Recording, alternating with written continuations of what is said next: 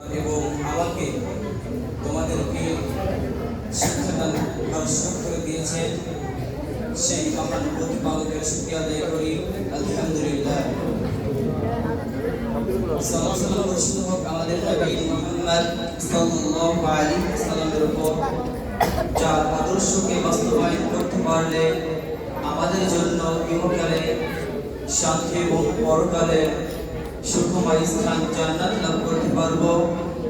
সেই নবীর প্রতি সালাত সালাম বর্ষিত হোক। সকলে বলে আল্লাহুম্মা সাল্লি আলাইহি আল্লাহুম্মা বারিক আলাইহি। উপস্থিত ছাত্র এবং ছাত্রীরা এবং অভিভাবকবৃন্দ এবং আমার সাথে কর্মরত অবস্থায় শিক্ষকবৃন্দ, আসলে বিদায়টা শেষ বিদায় নয়, এরপর আমাদেরকে আরো হয়তো কঠিন বিদায় নিতে হবে। এটা খুবই সাময়িক বিদায়। আজকে অনেকে আনন্দরত অবস্থায় রয়েছে, আবার অনেকে বিদায় নেওয়ার জন্য বসে আছে। ঠিক আমি অনুরূপ তাদের মধ্যে একজন, যারা বিদায় নেবে তাদের মধ্য থেকে।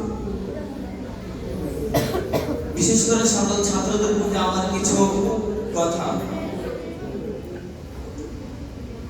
যারা ছাত্র রয়েছ এবং সামনে লেখাপড়া করবে, আমি তোমাদেরকে যে কথাটি বলবো তার মধ্যে সর্বপ্রথম কথা হচ্ছে যে লেখাপড়া করার জন্য, ইলম শিক্ষা অর্জন করার জন্য আমাদেরকে সর্বপ্রথম আমাদের মধ্যে যে গুণটা নিয়ে আসতে হবে সেটি হচ্ছে উত্তম চরিত্র, হুসনুল খুলুক। এই হুসনুল খুলুক যদি আমাদের মধ্যে না থাকে তাহলে আমরা লেখাপড়া করে সফলকাম হতে পারবো না।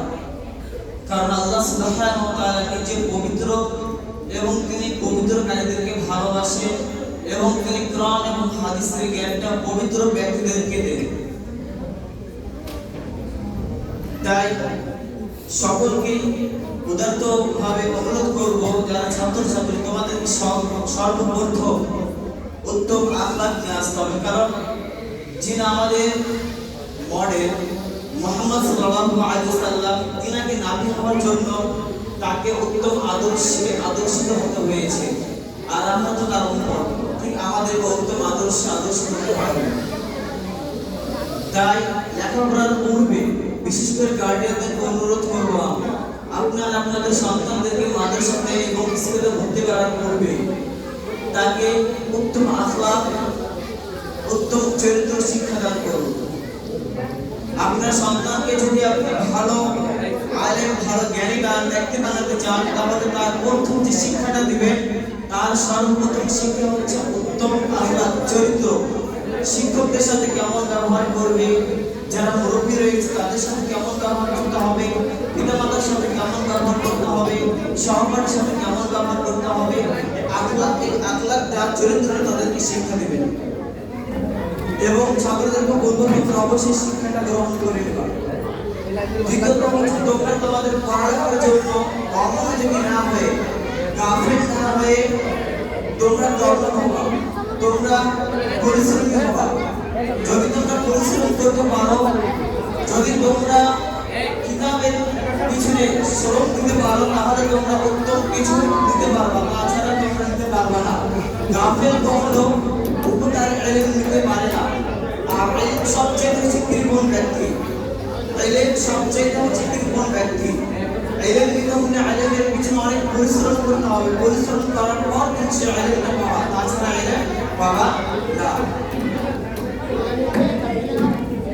তাই আমার বিষয়ে বক্তব্য দীর্ঘায়িত করতেছি না। পরিশেষে বলতে তোমরা ভালোভাবে লেখাপড়া করো, আল্লাহ সুবহানাহু ওয়া তাআলা তোমাদেরকে উত্তম ছাত্র এবং ভালো আলেম হিসেবে কবুল করো। এবং সকল গার্ডিয়ানদের আল্লাহ সুবহানাহু ওয়া তাআলা প্রত্যেক সন্তানদের পিছনে যে পরিশ্রম দিচ্ছে, পরিশ্রমের বিনিময়ে আল্লাহ সুবহানাহু ওয়া তাআলা জান্নাতে খায়ের দান করে।